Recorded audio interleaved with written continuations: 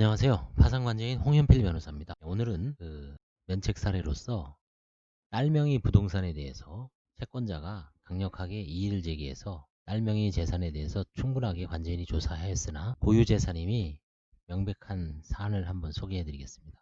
지금 현재 2020년 2월 1일부터 서류 중심으로 조사 기존의 29종, 지방별로는 35개, 50개 정도를 세부적으로 요구하는 법원이 있었는데 서울은 그동안 요구했습니다. 줄여서 채무자 위주로 14조안처럼 채권자가 부동산에 대해서 취득 경위 및 소득, 고유재산 여부를 혹시 채무자의 은닉재산이 아닌지 여부를 조사해달라고 법원에 이의를 했을 때 이런 경우에는 관제인은 채무자를 불러 여러 가지 서류가 있습니다.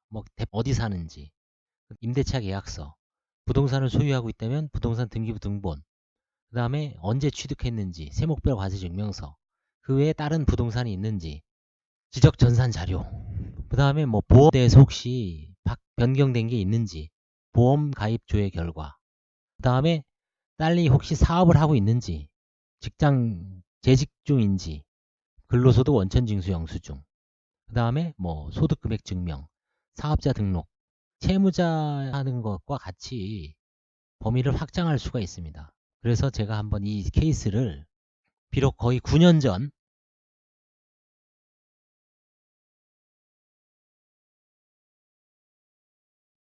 정확하게는 8년 전이네요.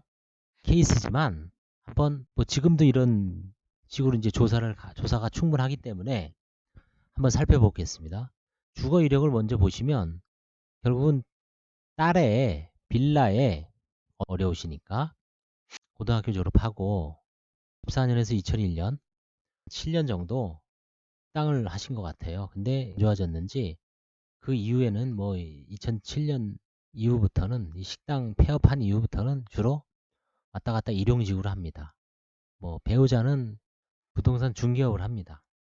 그 점이 좀 특이하고 아들은 학생이고 이게 아마 딸일 겁니다. 32세 요게 한번 나중에 볼게요.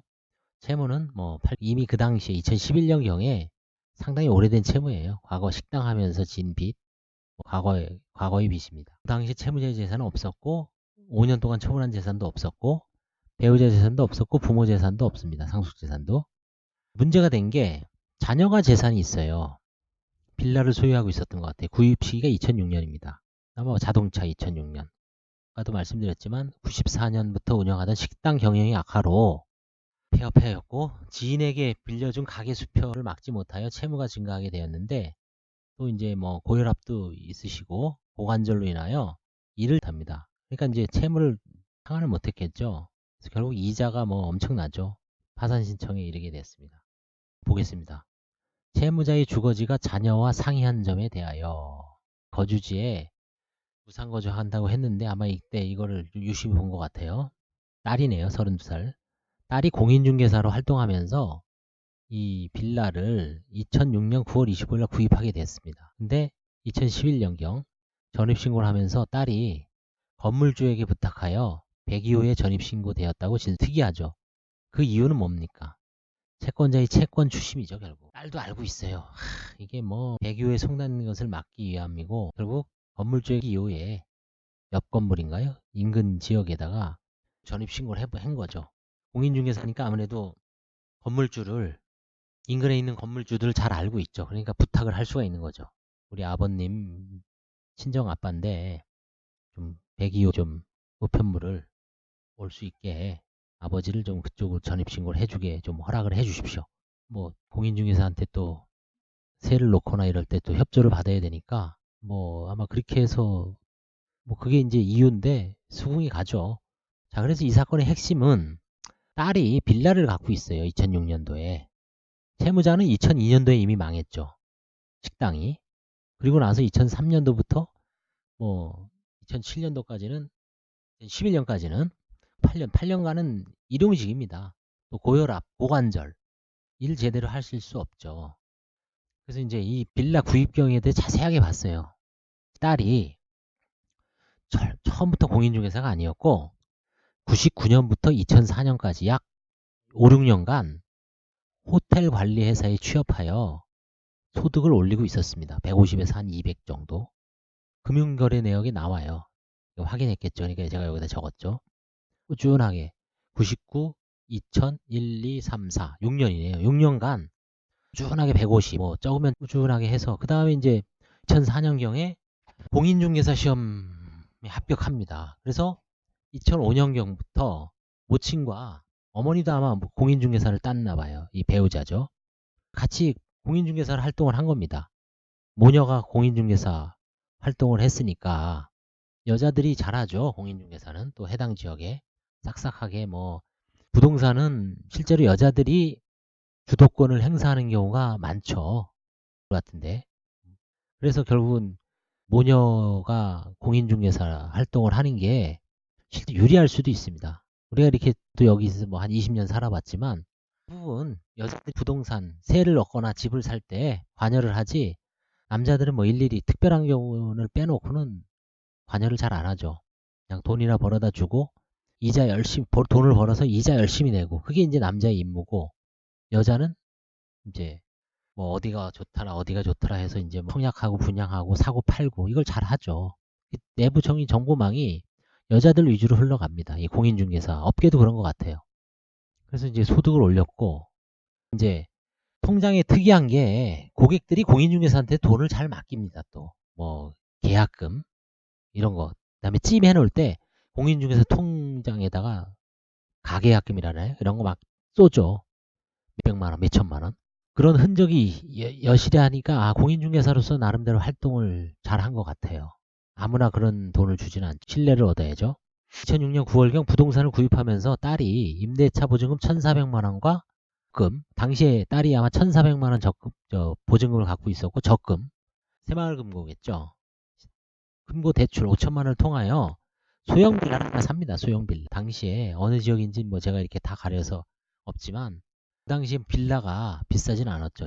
근데 긁어 모아서 사죠. 여기에 뭐 채무자가 뭉쳐놓은 돈 몇백만 원, 뭐 1, 2천 도와줄 수는 있지만 그 입증하기 어렵죠. 그럴 리도 제가 보기에는 아마 남자가 망하면은 그렇게 무슨 뭐 안 좋은 상태에서 억지로 다 큰 딸이 이렇게 경제활동을 하면 남자가 그렇게 아주 악착같이 안 하죠. 그냥 무기력하게 살죠. 보통 사업 실패하신 분이. 여자들이 생활력이 강하죠. 그래서 아마 매입한 것 같아요. 그 다음에 2008년도에 은행으로부터 또 대출을 받아요. 7,600만 원. 이게 대안대출이죠. 갈아타는 거죠. 현재까지 원리금을 그때까지 2011년까지 딸이 갚아요. 그 다음에 아들도 싹가살이었죠. 학자금 대출, 장학재단, 한국장학재단이죠. 이자도 누나가 내주고 있어요. 생활력 강하죠. 이런 걸 보면 이 부동산은 거의 뻔합니다. 현재까지 공인중개사로 개업하면서 활발하게 활동하고 있고 모든 공과금을 딸이 다 납부하고 있고 딸이 기둥이죠. 이 집안에. 딸이 이런 경우가 이제 많아요. 딸들은 좀 생활력이 강한 딸들은 고등학교를 졸업하고 뭐 상고라든가 아니면 고등학교 때부터 직업전선에 뛰어들어서 악착같이 모은 다음에 중간에 빌라를 사서 재산을 일군 경우가 많죠. 그때 이제 실패한 부모들은 힘들죠. 안 되죠. 그게 나이가 들어서 뭐 사업하다가 또 남의 밑에 가서 왜 안 하냐 그러지만 쉽게 안 되죠. 그게 그런 경우는 결국 아들 같은 경우는 이제 남자는 어떻습니까? 군대를 갔다 와죠. 제가 그 지면에서도 이제 그런 얘기를 했지만 한가사례에서 얘기했을 거예요. 아들이 25 넘은 경우에 25살 이전에 부동산을 취득한 경우는 대부분 은닉입니다. 그거는. 딸들은 좀 틀린 것 같아요.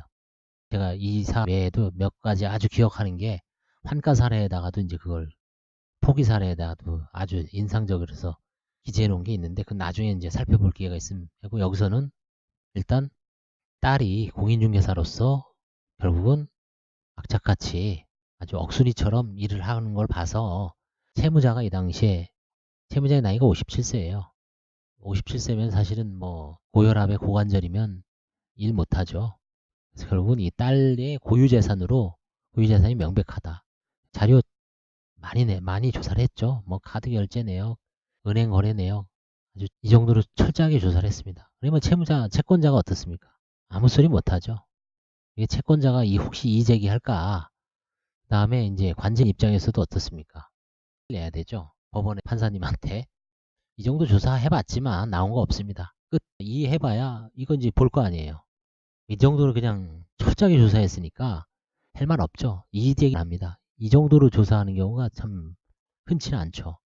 이거는 열심히 조사를 해서 파산제도의 어떤 신뢰성을 이 정도로 조사했는데 진짜 아무것도 없구나. 그렇죠? 여기 나오죠. 2001년부터 고등학교 졸업한 이후부터 딸은 대학 안 갔어요. 고등학교 졸업한 그때부터 철저하게 일을 하고 있습니다. 순이죠. 똑순이처럼. 이런 경우가 이제 앞으로는 어떻습니까? 이의제기를 안 하면 굳이 관제인이 배우자, 부모, 자녀들 이렇게 조사를 할 필요가 없다는 얘기예요. 원칙적으로. 그 사람들 걸로 보는 거죠. 기본적. 근데 이제 채권자가 아니다. 이거 좀 은닉 가능성이 있으니까 한번 조사해달라. 그러면 이제 조사를 하는 거죠. 예전에는 일반적으로 다 조사를 했죠. 관제인도 힘들죠. 이렇게 해서 실제 찾아낸 경우가 있긴 있겠죠. 100건이면 몇 건 안 됩니다. 사실은. 평가 사례에다 다 기재를 해놨으니까 거기에 있는 게 다죠. 지금 3,000건을 했는데 여기 지금 면책 사례가 지금 그 당시까지 제가 정리한 게 2,000건이고 환가 사례는 한 3, 400건? 프로 해서 한 20은 되는 거 아니에요. 그쵸? 힘들죠. 또 이거를 처음부터 소명하려는 채무자는 얼마나 힘들겠어요. 딸 서류 다 구비하려면. 그래서 2020년 2월 1일부터는 14종으로 방향은 맞는 것 같습니다. 뭐 그렇다고 관제인이 조사 안 할 수 없는 건 아니죠. 의혹이 명확한 증거가 있고 은닉 증거가 있고 채권자가 이의제기를 하고 기록에 의하더라도 뭐 질문하다가 시인하는 보험 변경했습니까? 예. 상속 협의 분할 포기했습니까? 예. 그 다음에 임대차 보증금 바꿨습니까? 예. 해야죠. 그쵸? 나오면은 은닉으로 봐서 환가할 수 있는 거고. 근데 일반적으로는 안 하는 겁니다. 일반적으로. 그래서 2월 1일부터 채무자를 제외한 나머지 가족들에 대한 조사 범위가 축소되는 건 아닙니다. 기본적으로. 그 서류를 일단은 블라인드 하고 채무자 걸 내고 관제인이 조사를 한 과정에 뭔가 흔적이 있다. 그러면 확대할 수 있는 거예요. 원칙적으로. 크게 변하는 건 없습니다. 크게 변하는 건 없어요. 제가 봐도. 이제 파산 면책의 문턱을 대폭 낮춤으로써 파산 면책 신청에 대한 어떤 장벽, 진입 장벽을 지금 높아 있었죠. 서류가 지적이 있어서 일단 낮춰주되 개별 관제인들이 저만 하더라도 벌써 14년 차죠. 대부분의 관제인들이 7년 이상입니다. 그 중에 절반은 10년 이상이에요. 그러다 보니까 또 케이스를 대부분 1,500건, 2,000건 이상 했어요. 3,000건 가까이 한 사람도 있고 2,000건 이상을 했으니까 수많은 케이스를 다 다뤄봤죠. 조사 능력이 있습니다. 그렇기 때문에 노하우가 있기 때문에 뭐 제출한다 그래서 관제인이 그렇게 뭐 녹록하게 쉽게 뭐 쏘가 넘어가고 바보가 아니죠. 그렇기 때문에 이제까지 어떤 조사 패턴은 크게 달라진 점은 없어요. 향후 더 지켜봐야 되겠지만 제가 보기에는 뭐 큰 변화는 오늘은 여기까지 하겠습니다. 감사합니다.